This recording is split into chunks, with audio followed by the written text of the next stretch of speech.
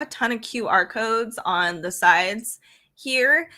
So welcome for thank you for joining us today. Let me write up a script here. Welcome to Dark Side of the Library.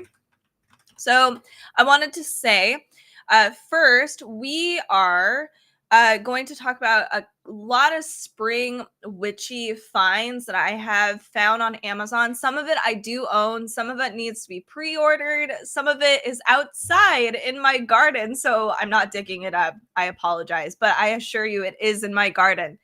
So the first thing that I want to share with you today is, and there's a whole bunch of different things, by the way. I have art books, we have gardening decor, we've got oracle decks, some books. So yes, and if you have any questions, make sure to comment, because then I will go into more detail about each item. So first, I have to showcase the Green Witch's Garden. So again, if you are watching, whoops, wrong way, this side, there is a QR code to find these items. I own this, and it has been my dream to make a green witch garden. So here's what this looks like. I hope that the QR code isn't blocking too much of like how the actual book looks. So here we go. The Green Witch's Garden. This is really cute, really fun. I like it a lot. It doesn't have a ton of photography in here, but there is some. A lot of it is illustrations of like different plants. But here's my favorite part about this book that I wanted to share.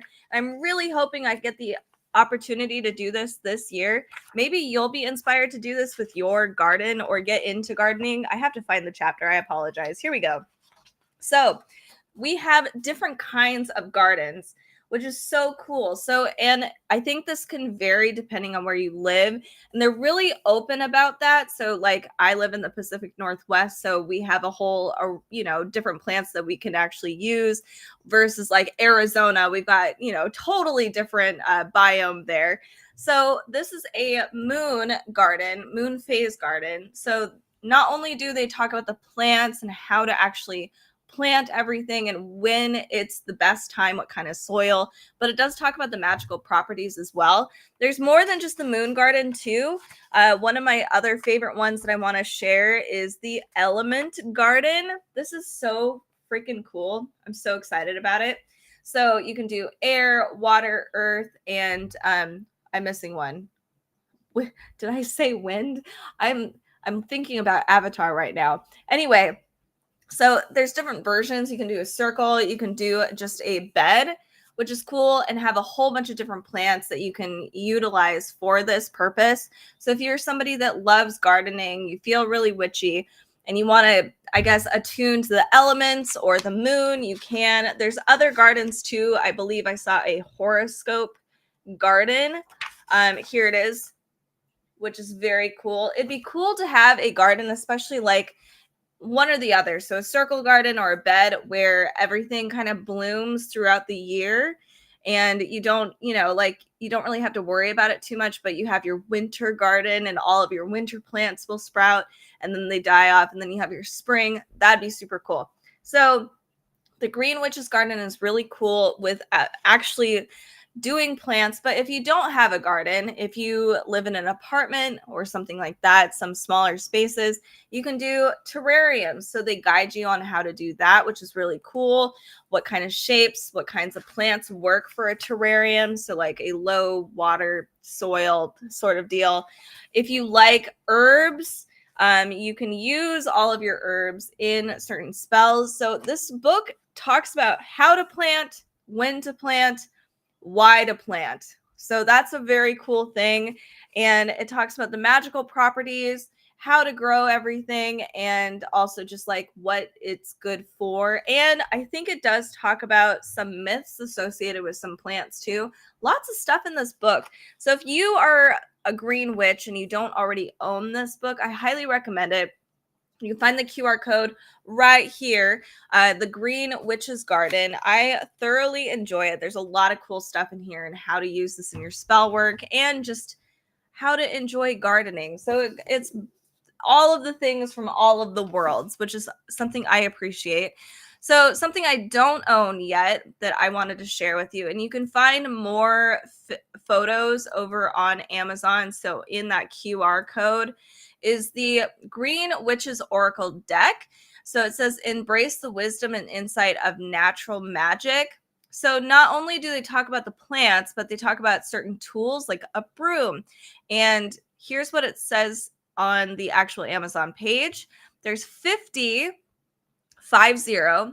green witch inspired oracle cards to guide you with the wisdom and insight from natural magic. So it says, from the cauldron card that inspires change and the earth that symbolizes peace and balance, to mint for clarity and bird card that inspires freedom and opportunity. These oracle cards play on the natural elements of green witchcraft to help give you guidance in your witchcraft practice and everyday life. There is an informational booklet that does come with the Oracle deck too, and how you can use the cards, interpret them, and even like which spreads you might want to choose for the week during spring. So check out that one. That is here in this QR code. So you can get both of those. It'd be a lot of fun. So if you do like gardening alongside doing tarot cards or oracle readings, you totally can. So next up on my list today, I want to share with you. Let's see if I can find this in my QR code thingy. All right, so it says Evolution of Goddess. Very cool. Oh no, hold on a second. I don't know what this came from. Weird. Okay, so we have Evolution of Goddess. This is a really cool book. So this that you can use for more than just springtime or whatever. This is, I am going to say it's a little like a self-help book, but it's a cool one. I actually really like it a lot. So if you are interested in it, again, QR code is over here.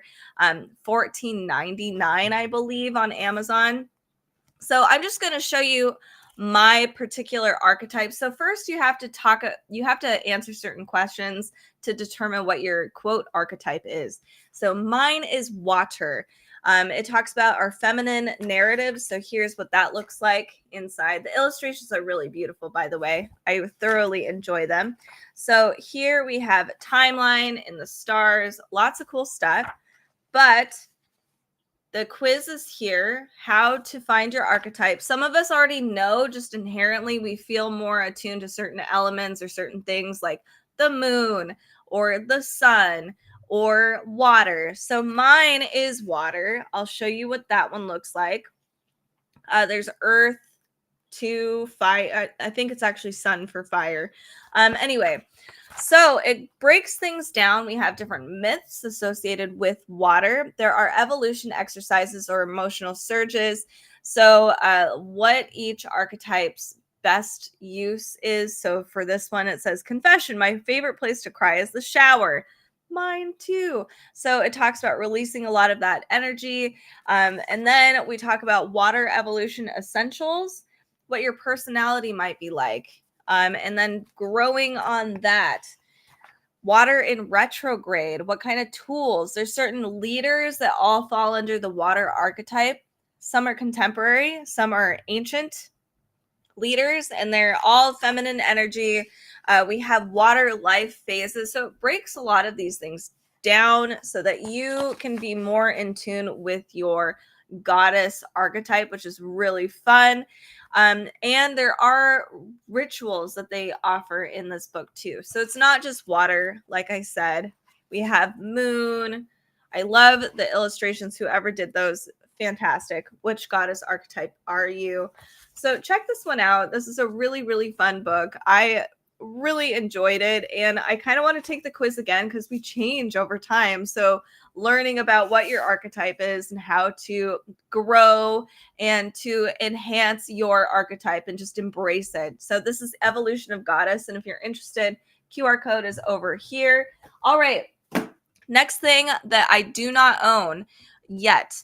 We have the Deadly Apothecary Oracle Poisonous Plants. So let me see if I can find this in my tabs here. I have a ton of tabs on Amazon. Whoops, too many. I did too many here. Maybe I just need to click on it. Probably. So I'm going to even click on the QR code, I think. Or maybe I just need to screenshot it. Anyway, so this is the Deadly Apothecary Oracle.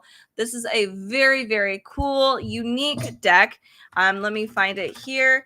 I remember the art style being just so different than what you usually see. It's hand drawn. Every plant, like deadly plant, has like this figure that it's just like a humanoid figure that is the plant. Here we go. Found it.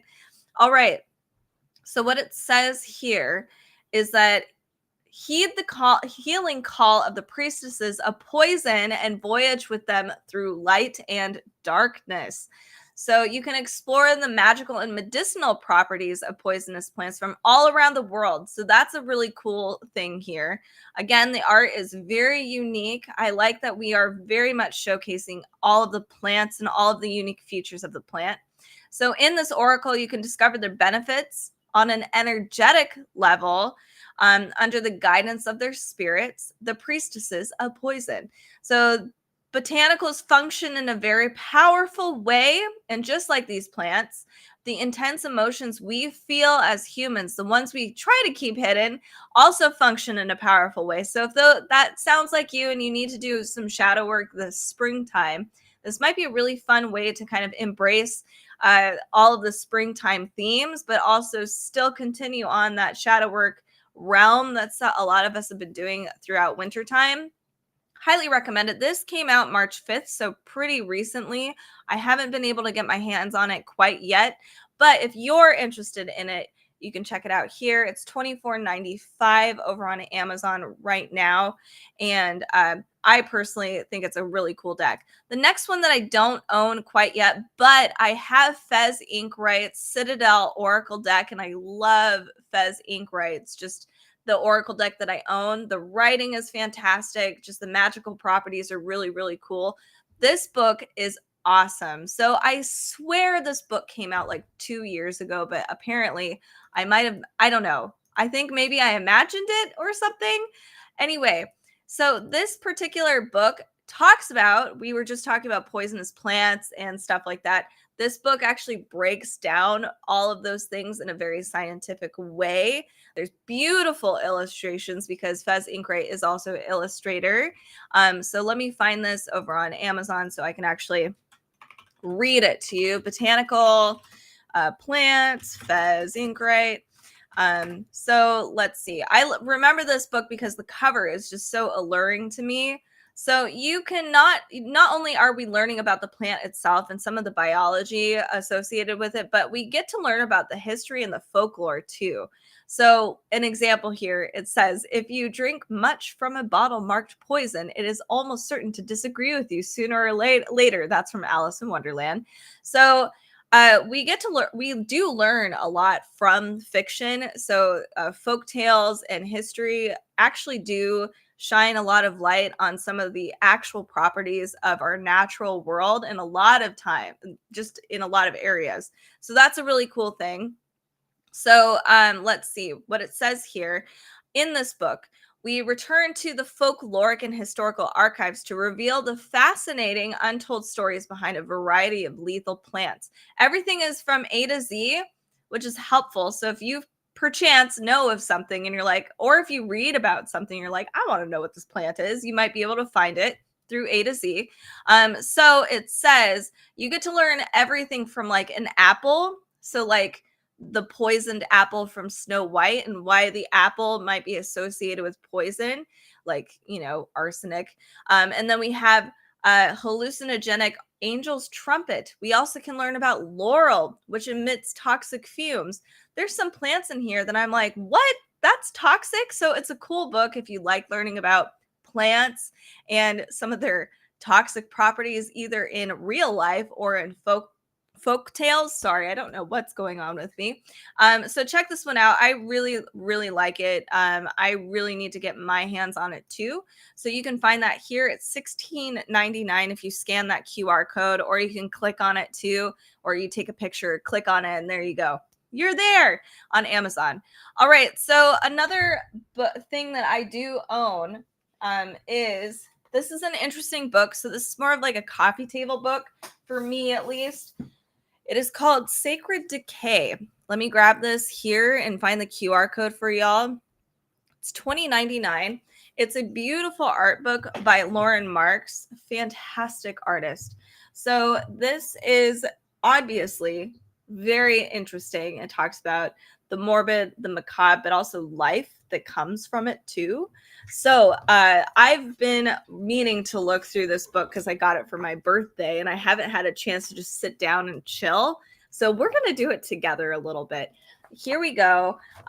This is just a stunning book with beautiful art featuring just the natural world of decay and life simultaneously. I'm not going to show you every single picture, by the way, but I like this book in general because of the art. I like just, it looks, I don't know, it feels like you're walking into a gallery of just nature to me. So one thing that's cool here that I'm noticing is that we have the name of the piece, and then we have, if you wanted to go find the piece, you might actually be able to find the piece or see what the origins of this piece is, the dimensions, and which mediums Lauren uses. So this says pen, ink, gel pen, and colored pencil on paper. So let's move on. I know I got a big shine there. Here's some more beautiful illustrations here. So this is a very unique art book. There's not a lot of artists out there that do what Lauren Marks does, and I know it's morbid, but like that's what it is. Sacred decay. But it's also really beautiful. So like from death we can find life and we can find beauty from some of like the more macabre stuff. I really enjoy the message. I think it's just a really beautiful book in general. I'll show you guys a few more of these. Like I said, we're not going to show every single one. I want you to actually check it out. If you go to that QR code, you can find the book itself and support a small artist. Like, it's crazy that she's not huge. She should be super famous. Anyway, beautiful art book. I don't know how many pages this is. Let me see if I can find if there's an actual page number. I should be able to find it maybe towards the back. It's over 120 pages. So here's one more for you. But beautiful, beautiful art book. Sacred Decay, $20.99. I personally love it, and I'm so glad I have it, and it's really inspiring to me. I'm an artist too, so it's a really cool book to have on hand. Alrighty, so we're going to move on to our next thing. Beltane is around the corner. I have to find the deck. Where did it go? Okay. So Beltane is around the corner. And let me find the QR code so that you guys can see. This is from the Seasons of the Witch Oracle sets. Where did it go? No, did I not? Oh, here it is. So this is our Beltane deck. Beltane, I think, is April. I can't remember anything. I don't know why. So here we have a celebration. We're definitely heading into spring. It is about rejuvenation, renewal, rebirth. All of the flowers are coming out. So Seasons of the Witch is a wonderful set. If you do celebrate a lot of the, oh my gosh, the Wheel of the Year. I don't know why I'm struggling today. You should check out all of the decks. I think we have 7 out of the 8 coming out. So this one's Beltane, and you can see the theme here. We have lots of gold sides here, and bees. So that's fun, which symbolizes springtime, which is really, really cool. So if you're interested in any of the Seasons of the Witch Oracle decks, you can find them here. I'm just showcasing Beltane because we're going to be heading into spring, but there's Samhain, Yule, Mabon. I think, oh no, I can't remember which ones are out so far, but I think a few of them have actually started to come out this year. Like they're rolling out a ton. Ostara, I think, is coming out pretty soon. Anyway, so cool decks if you are somebody that celebrates these seasons. So here's the back. Here is an example of the deck itself. I'll showcase some of these cards to you.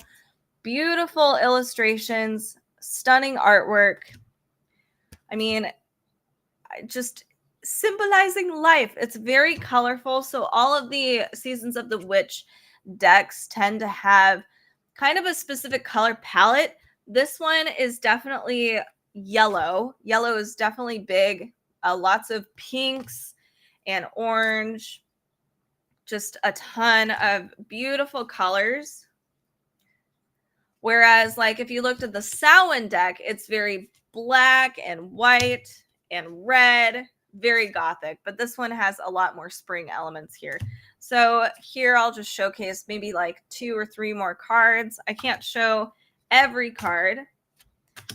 But in some of these, there is some nudity. So if you are sensitive to some nudity, just be aware that will happen in any of these cards. And we have Oracle. This one's probably the darkest card in the entire deck. Here we have the Fae. And I'll do one more here. We have Stone Circle. So really cool spring-oriented Oracle deck. So if you do celebrate or will be celebrating Beltane, you can get this particular Oracle deck. Inside the guidebook, which is very, very cool, you get different spreads with questions that are actually associated with Beltane specifically. So there's a goddess spread for finding the right path, self-worship spread, the maypole spread, of course, flower crown spread. So lots of cool things here. And all of the Seasons of the Witch guidebooks, they all have their own Beltane cross spreads, but their questions are all associated with this turning of the season. So an example is we have card 4 says ribbons. What do you need to be aware of? Card 5, surrender, a past situation that is influencing you. Card 6, Phoenix. So all of these are Beltane oriented questions, whereas Samhain would be very different kinds of questions about graveyards and shadow work. So check out Seasons of the Witch Beltane, and all of the other ones, they all are really, really cool. I have 5 of them. I think maybe just 4. I think I only have 4, but I think 2 more have come out. So maybe only 6 out of 8 have come out so far. But we're getting there. All right. So the next thing I want to share with y'all today, let me find it. I have a lot of different gardening stuff outside, so bear with me. I don't have this here in my hands, but I can talk about it. It's in my yard right now. So I have these solar moon garden lights. Bear with me. So they are very, very cool. I wish you can zoom in. So if you click on this, there's more pictures. Let's see if I can maybe get a better picture. Okay, maybe that's a better picture. Hopefully you can see this a little better. You can even see like the little hook here, and you can see in the middle between the moon and the actual prongs, there's a solar panel thing. Oh my gosh, thing. So literate today. Anyway, so it's really cool. The little orb in the moon lights up and it gives off a lot of light. There's a texture inside the crescent of the moon, and it shines down on the ground, and it gives a lot of just beautiful shapes and light in the middle of the night. It's really magical if you do have a yard or a garden that you can do this with. It's cute. I have a friend who has one of these, but it's the sun, and they have it on their patio at their apartment in like a tiny flower pot, and it's still really cute. It gives off a lot of light, especially in the summertime, and it is really magical. So if you're trying to find ways of making your garden more fairy-like or witchy or, you know, that sort of thing, check out these. There's the moon, a sun, and there's like this cool little wispy thing that looks like a little flame. They're really, really great. I've had mine for 6 years, and it's nothing wrong has happened. Like, it still shines so bright in the summertime. It just never dies. So it's a really, really cool, and it's resistant to things like snow, rust. It's actually kind of amazing how long it's lasted. So check these out if you do like solar garden things. I thought I added another one of the garden things to show you, but it might have not popped up on here. Something I would like to get personally is to decorate inside is to get this really cute crow sun catcher. I have a specific window in my kitchen that gets a ton of light, and I feel like the crow sun catcher is very cute and very witchy and fun. You can even put this outside too. So if you are looking for creative ways of decorating your garden or even inside and you want it to be a little more witchy, check out these sun catchers. They're really, really fun and affordable. This is $8.99, so it's pretty awesome. You can find this in the QR code. I personally like it a lot. All right, the next thing I want to share with you is Wild Witchcraft. So I had this book. I don't know where it went. It was on my bookshelf. I think during our remodel, we just misplaced it. It's probably somewhere in a box. But anyway, I do own this book. I wish I could show you in detail. This is really cool. And I guess technically this feels more like a fall book, maybe. I don't know. Sometimes it's hard for me because it's like a lot of people forage during the fall time, but lots of people forage during spring and summer too. So it's like a folk herbal wild witchcraft book. It focuses more on if you are from the Appalachian area. So here in the Pacific Northwest, not quite the same, but you can still apply some of those magical thoughts towards your foraging experiences or gardening experiences. All of the rituals and remedies and spell jars, all of that stuff you can still do for yourself no matter where you live. So here's what it says. Witchcraft is wild at heart. Yes, it is. Calling us into a relationship with the untamed world around us. Through the power of developing a relationship with plants, a beginner witch or experienced, can practice their art more deeply and authentically by interacting with the beings that grow all around us. I really like this book because I think a lot of people think that they can just buy magic. I mean, you can if you want, but like just being able to witness the magic that is literally all around us, wherever you go, we are all magic. So I think that's a really cool message here and something that we can learn from. So here's more. This book says it will teach us the history of witchcraft and Western herbalism. So, big key there. How to create and maintain your own herbal garden, recipes for tinctures, teas, salves, and other potions to use in rites and rituals, spells, remedies, and rituals created with the wild green world around you, covering a range of topics from self healing to love to celebrating the turning of the seasons, and so much more. This book is really cool. I do love the illustrations throughout this book. It is all illustrated with these beautiful, I think, watercolor illustrations. So if that's up your alley, check out Wild Witchcraft. It's a really beautiful book to have on hand. It's not too big. I wished I could have shown it to you today. I'm so sorry that I didn't get to. Next on our list today, we have the Magical Botanical Oracle deck. So this is $28.51 on Amazon. So you can find that. Ooh, I always get this backwards. You can find that here on Amazon in the QR code. Super handy, super nifty, this QR code. Let's see if anybody's commented.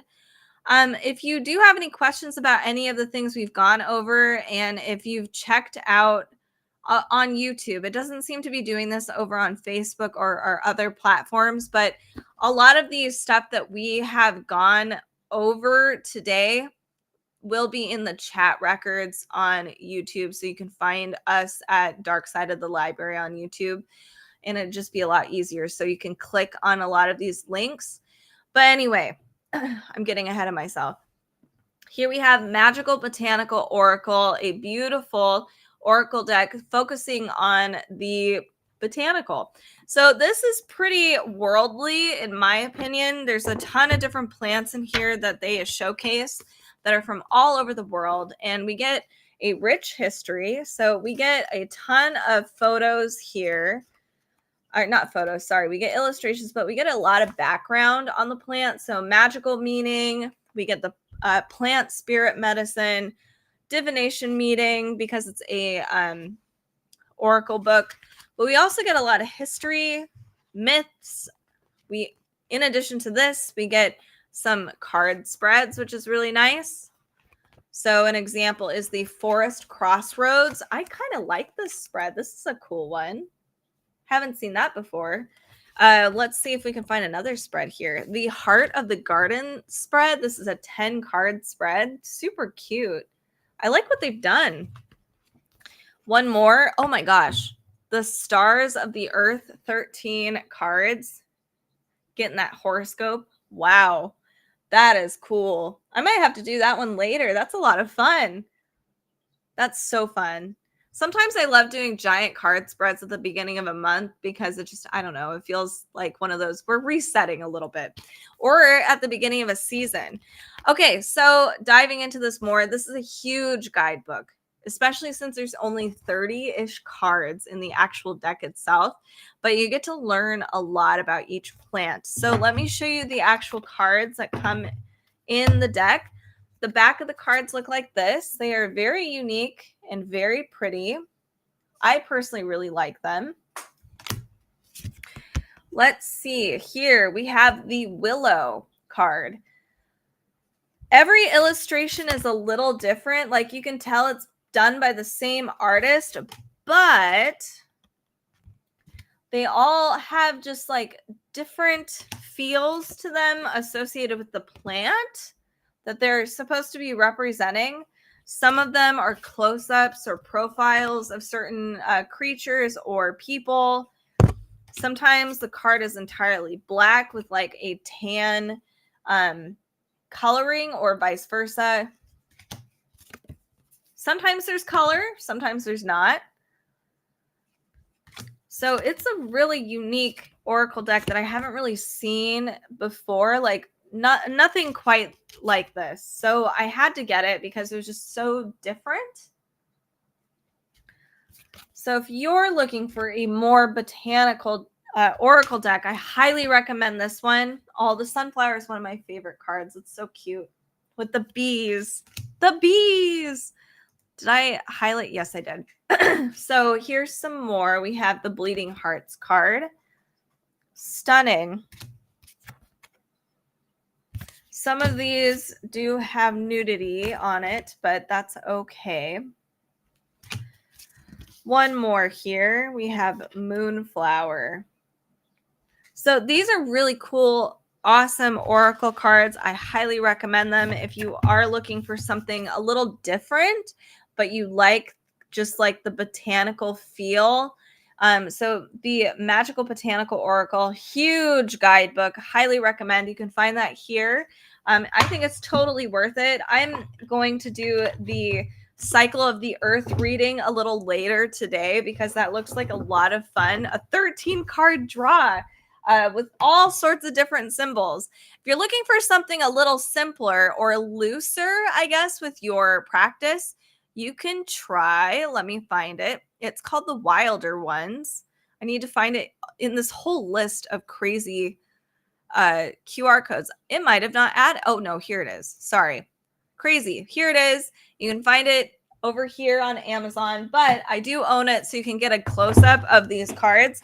I ordinarily would not have bought this on my own, I admit, but this was gifted to me, and I really love this particular Oracle deck. I don't know.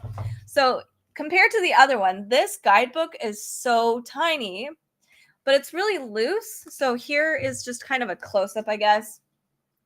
We have a card. I'll pull one for you now. So the cover. So we get a card and there's different symbols all through the card. So there's a squirrel, there's flowers, there's rainbows.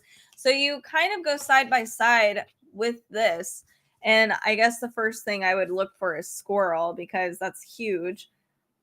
There is no squirrel in here. Wow. Rainbow. Okay. Rainbow is one of the terms you can find in here.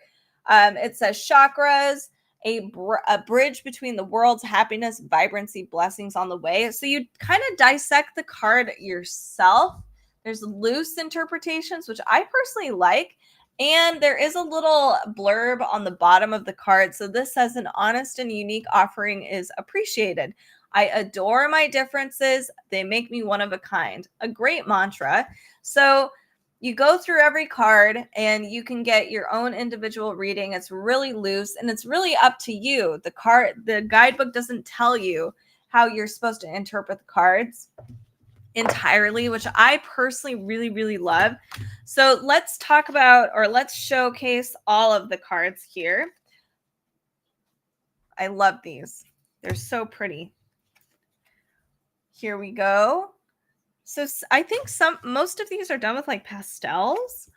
They're very unique, very vibrant, beautiful coloring. They're obviously very whimsical. This is a cute card. I love the toad. I didn't even know. He's so cute. Here we have an altar. So very different oracle deck. I think it's so much fun. So if you're looking for another unique oracle deck, I tend to use this one for single card pulls instead of extensive readings, just because it feels right to just ask it one question. The wilder ones will guide you. I'll do two more here.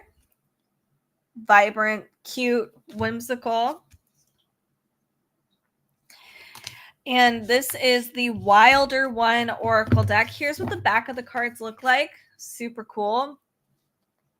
It kind of reminds me of a cute little granny blanket. So it's a really fun, wholesome little Oracle deck that I personally really appreciate. And I didn't even know about it until I was gifted it. And I was like, holy cow, I wish I knew about this earlier. So very different Wilder Ones Oracle deck. All right. So something I wanted to share too today is this is the Witch's Kitchen book. I'm really excited because this book is it covers not just fall time, which it seems like a lot of witchy kitchen books tend to just be focus on fall. I need to find it. It's so hard to find things in this little. Maybe I didn't. No, I don't think I added this one. Hold on a second, y'all. Sorry about that. Let's see if I can find the Witch's Kitchen real fast. Witch's Kitchen. Nope, not that one. Here we go. All right, so this is the one, the Witch's Kitchen, $24.99. So very cute. Everything in here is illustrated, but there's not a lot of illustrations in here. Let me showcase just what I'm talking about. There's some small illustrations kind of trickled throughout. But one thing that's really fun is a lot of the magical properties here and baking with the seasons. You get to learn about every single ingredient. So there's a beautiful glossary of ingredients here, beautiful table of contents. They go through all of the spices and the herbs. So not just the flavor profiles, but their magical properties too. So when you are approaching the kitchen and you're like, I'm going to create a magical meal, you can, especially if you're somebody that's really focused on getting certain traits into your dishes, which is a lot of fun to do. It's hard, but it's fun. So here's some examples of these dishes. This is a leacock spiced honey bread. I've never heard of this before. It's from Eastern Europe. Serves 5 to 6. Stunning illustration.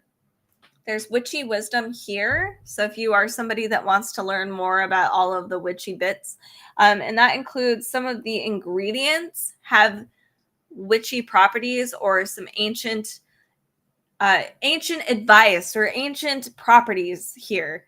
Most things are in metric, so you need a weight, but that's okay. Or yes, a scale. Sorry, not a weight. We have a spiced coffee loaf. Love that. That sounds really good. A lemon balm rice pudding. I wish we got a picture of the actual rice pudding, but there's witchy wisdom in this particular recipe. A lot of these dishes are from all around the world, it seems like, and they have done a really good job representing a lot of different places, which is cool.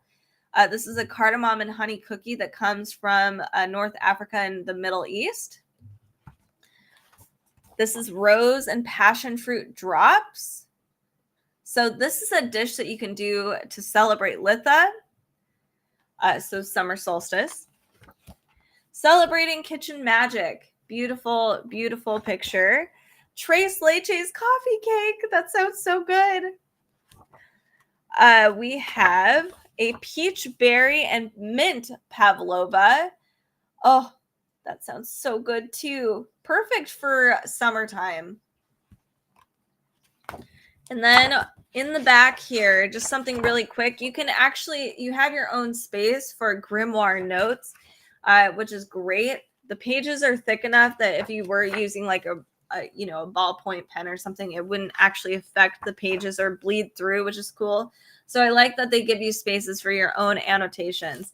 So that is The Kitchen Witch. It's a really cute, beautifully illustrated book with lots of awesome multicultural recipes. I'm excited to bake from it personally.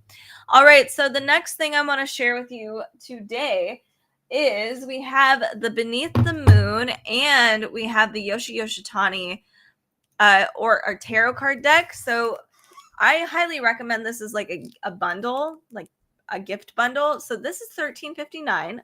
You can find that at the QR code here.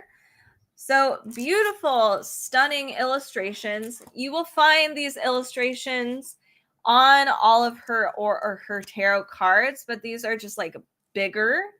And we get the full myth. So her tarot cards are all of these myths from all around the world, and she's not able to tell us what every single story is, but this book will definitely open your eyes. So if you're not somebody that does tarot but you like mythology, this is a really cool book to just have.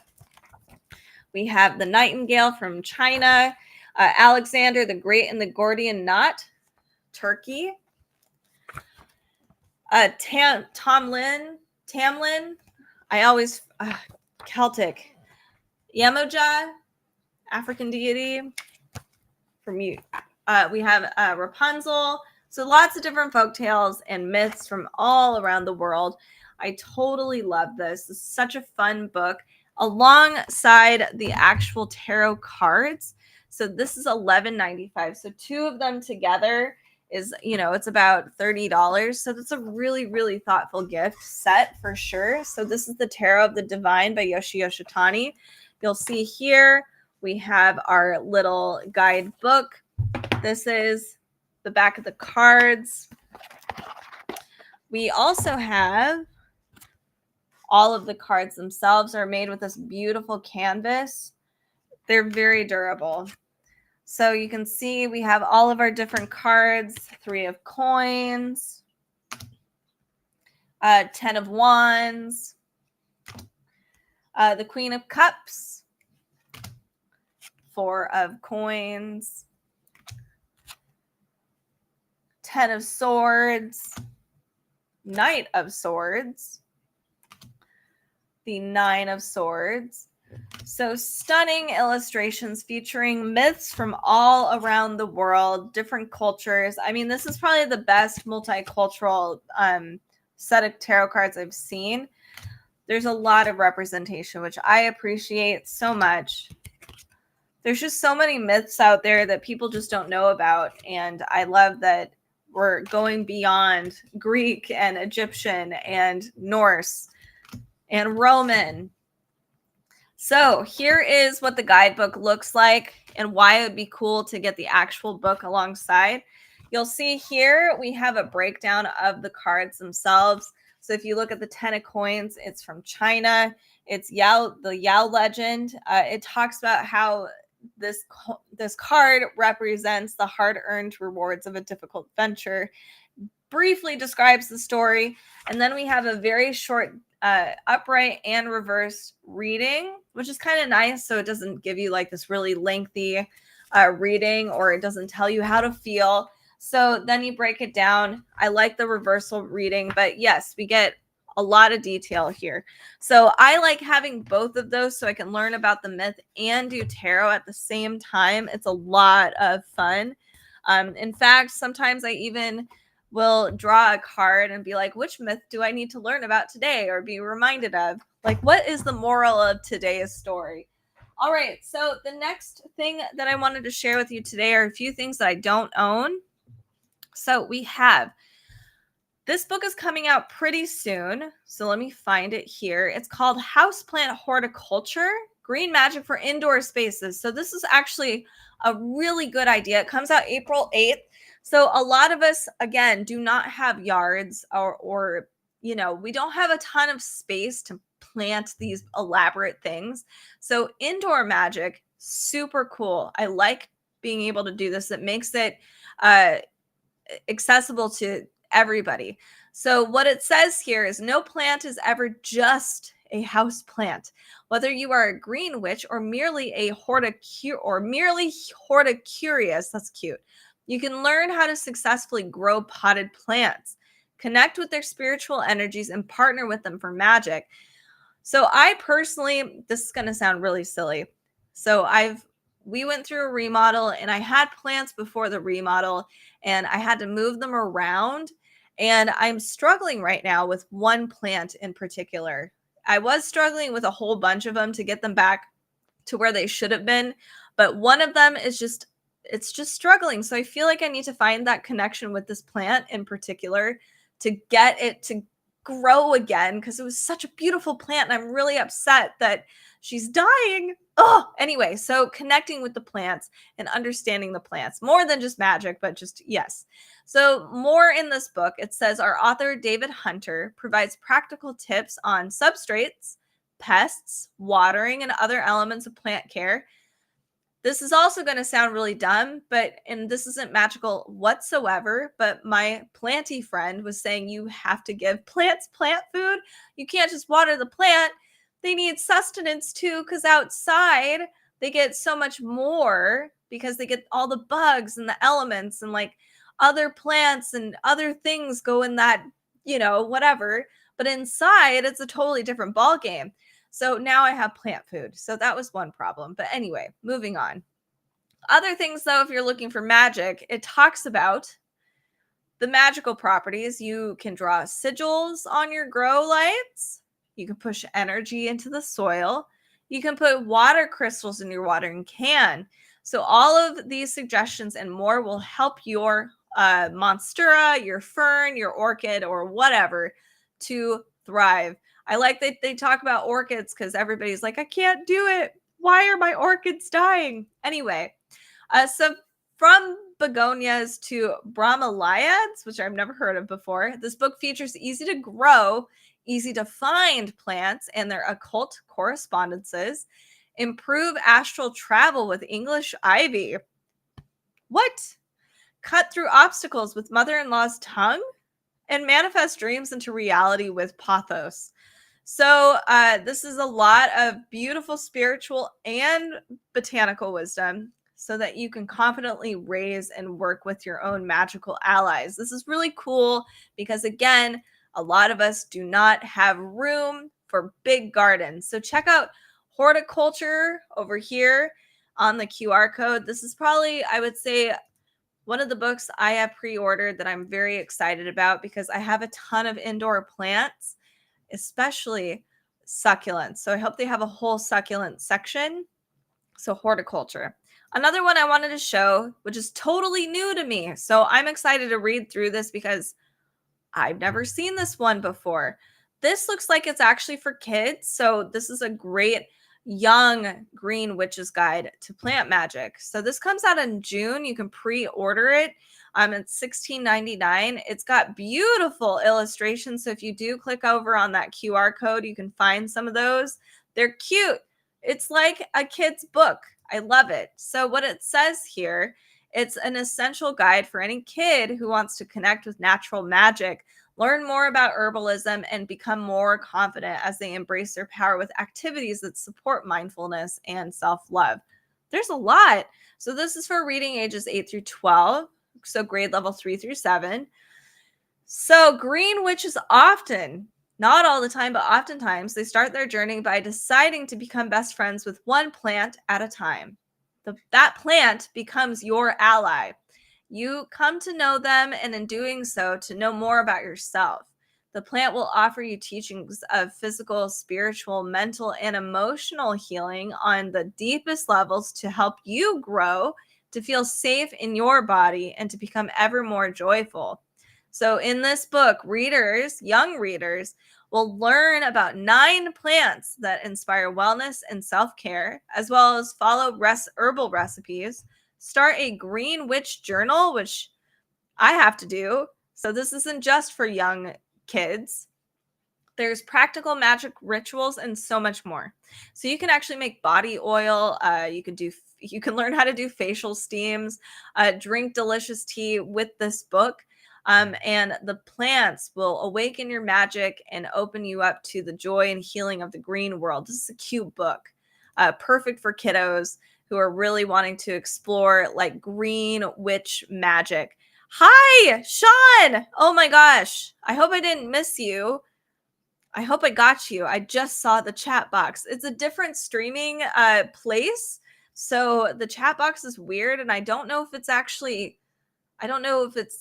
on time. I don't know how to explain that. Like if it lines up time-wise. So I'm so glad I got to see you.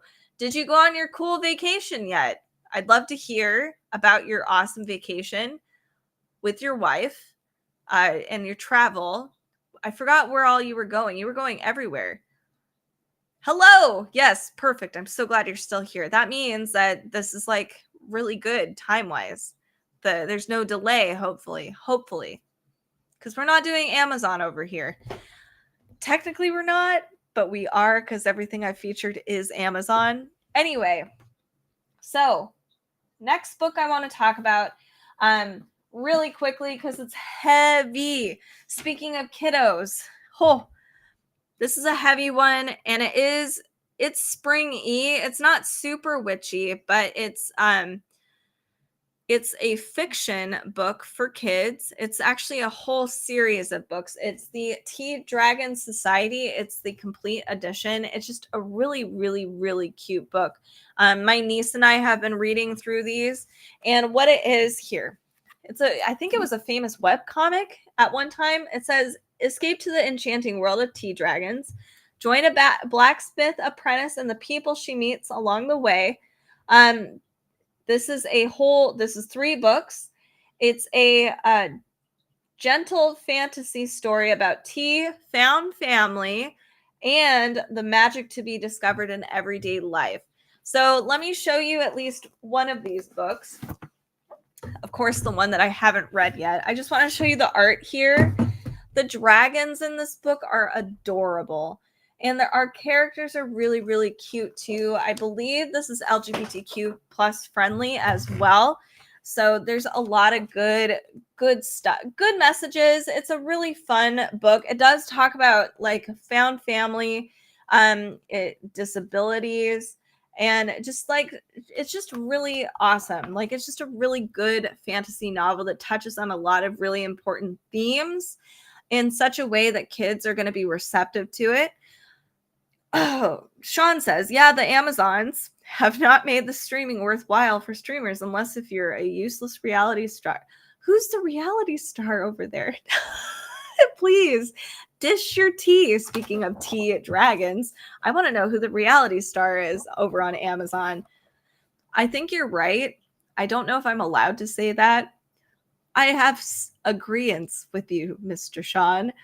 And yes, please tell me, are you on vacation still, or are you guys back from your cool little adventure?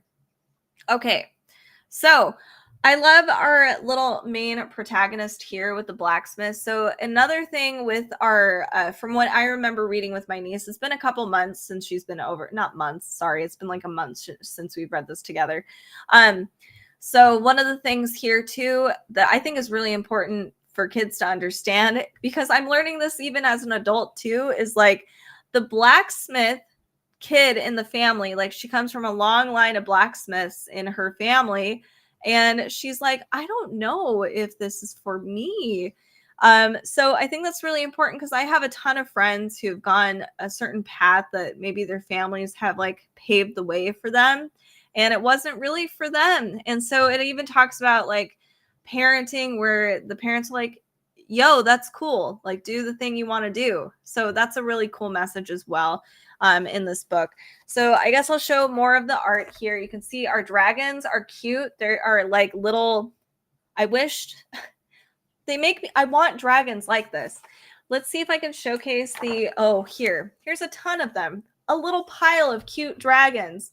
They come in different shapes, sizes. They look like cats, dogs, lizards, dragons can be any form. It's a really creative book. I think it's inspired my niece to even create her own dragons because she loves dragons. We get cute history or additional illustrations in this book too. Just like breaking the world of the tea dragons down. It's a really fun series. If you're looking for a gift, if you got some kiddos who love comic books, especially and fantasy dragons, they've got birthdays coming up or events, or you just want to get them a really cool read, definitely give them the Tea Dragon Society set. It is really cool, and it does come in this big box. It protects everything, which is fantastic, especially for kids, because they are destructive creatures. Anyway, so check that one out. I love it. It's really cute. I need to read this on my own because I read it to her out loud. So I guess it's different. I don't know if it's just me where I'm like, for some reason it does some of the things I'm reading out loud to her because I'm so concerned about making it really entertaining for her. I don't think about what I'm reading. I hope that makes sense. Anyway, kids do weird things too, parents, they make you act or they make you sing, and it's like, I don't normally do those things, but because you have to be entertained, I'll do it. Anyway, next thing and last thing that I want to share with you is the Kitchen Witches book, and I'm also going to reply to what Sean just told me. Oh, that was a couple weeks ago. We went on some day trips to a couple state parks and the museum, just different things most days. I'm glad you were going out and exploring and having fun. How is the weather? I've seen a few people doing a few videos like on TikTok, and it's still snowing in some places in like the States. I'm like, what is happening? And I think we're done with the super sun so far, but like this weekend, it was around 75 for us, which I guess is kind of par for the course. We did a ton of yard work. So I'm hoping you guys are experiencing like moderate temperature, no snow. Oh, it's 67. I like that you think it's cold. It's 67 here and it's perfect. That's hilarious. Well, I hope it was a good trip. It sounds like a lot of fun, especially the museums and stuff. Damn. I don't think I was supposed to swear, but I apologize to other people. Anyway, okay. If you are interested in the Witch's Feast, the QR code is over here. This is a fantastic price for this. This is a lot. Like, there's a lot of recipes in here. These are all feasts. So not every single one, but a lot of them are. So it's multiple recipes in one thing. So let me break this down for you. And I wanted to point out that Melissa Madara, I believe, is releasing a new book, another witchy book. And I think it's coming out in April or May. I can't remember. And we will live stream about it. But I really like her approach to stuff like this. And I can't remember what the theme of this particular book is, but I will find out and we will talk about it. But anyway, so this is the table of contents. Here's the cool thing about this particular book. So we have Feasts of Our Ancients or Our Ancestors, which is Melissa tried to at least she took some of the information that we do know, not about like super prehistorical dishes that are, and we probably wouldn't even like them anyway. But she does talk about some of the dishes or the feasts that we might have had throughout history. One of these includes, and some of these are just obviously for funsies. This is Aleister Crowley's Glacier Rice. I don't know if this is real or a thing. It might have been. So in the beginning, we have Feasts of Our Ancestors. It's got a lot of interesting content and some history, but not all of it. It's not like the dish was 100% historically accurate. That's what I wanted to say. My favorite parts of this particular book are the Feasts of Stars. So we have, for instance, this is the Feast of Vertigo. So we have a whole list of all of the things or foods that is healthy or good for Virgos. We have a whole context for it. And then we go into the recipe itself, and every single one of the Feast of Stars have a food photo with it. So this is Feast of Sagittarius, and they're all very, very different. So this is really cool if you like horoscope work and kitchen. I think this is mine. Yes, it is. Feast of Capricorn. Wow. How did I know? So Sean said the King Tut exhibit. They have some real artifacts on loan and some recreated items. It was cool. After the museum, we went to Middle Earth and lunch at the Hobbit Cafe. I'm so jealous. It sounds like a lot of fun. Wow. I didn't realize. Wait, is the Middle Earth thing something you guys have all the time year round, or is that a special exhibit or something that you guys went to? That's really fun. Oh my gosh. Okay, so not only do we have Feast of Stars, we have Feast of the Heavens, which is a little different. So this one talks about the space. The space. So we have Mars, the moon, the different phases of the moon, Mercury. So depending on your, I guess if you like celebrating different sort of phases or different planets, you can do that. And you can utilize these for different things. So like different phases of the moon, you can celebrate for specific things. We also have Feast of the Earth. So this is really fun too. Let me show you Feast of the Autumn Equinox. You can do this to celebrate the changing of the seasons, which is very cool. And these look awesome. So good. I still have yet to make anything. I'm really mad at myself. I have to. And then finally, we have Feast of Spells. This one's a little easier because it's not an entire feast usually. It's usually small dishes instead of like an entire thing. So we have Lavender Potato Galette against Mercury Retrograde. I know a lot of people would be like all about this, except people don't necessarily like lavender. That's fine. If it's too much, I understand. There's Ritual Bread Masks. This is cool. Next, we have this is a Feast of Fried Blossoms and Mushrooms. That looks stunning. So there's a lot of cool stuff in this particular book that I personally like, and I still have yet to make a lot of it, but I wanted to point it out because it's a really fun book to go through if you are a kitchen witch. And Melissa Madara is going to be publishing another book, I think, in her witch series. Sean says, I'm just saying, oh, wait. Oh, you went to okay, you're just saying you went to Middle Earth because you went to the Hobbit Cafe for lunch. And that is a real restaurant in Houston. It doesn't have anything to do with the Houston Museum of Natural Science. Darn! That would have been so awesome. Lord of the Rings is actually like a prehistorical record of our entire world. And we just like totally eliminated that except for Tolkien. That is awesome. That sounds like a lot of fun. I am excited for you guys. So do you have any more trips planned in the future? Like this weekend coming up? That would be super fun. All right, you guys, I'm waiting. I'm going to wait for Sean to reply back to see if he's going to go on more vacations because it's been a while. But if y'all like, join us on our socials at Dark Side of the Library. You can find that right here. We do tend to do a book podcast, where we share some of our favorite book finds, horror, gothic, psychological thrillers, any of those things. We tend to put on our book lists and we publish every Wednesday. And on Fridays, I tend to do little mini-sodes of books that I've been reading lately. So come and follow us. And you can join us on YouTube and Facebook. We do have a ton of things over there as well. And thank you so much for watching this live stream today. And stay tuned for future live streams. You can give us a follow and you'll be notified anytime we do go live on any of those platforms. Thank you again for listening / watching. Sean says we might be going to a park to do some hiking and some much needed yard work. I took a break from tractor work just now. Well, I'm glad you took a break and you were able to chat with me today.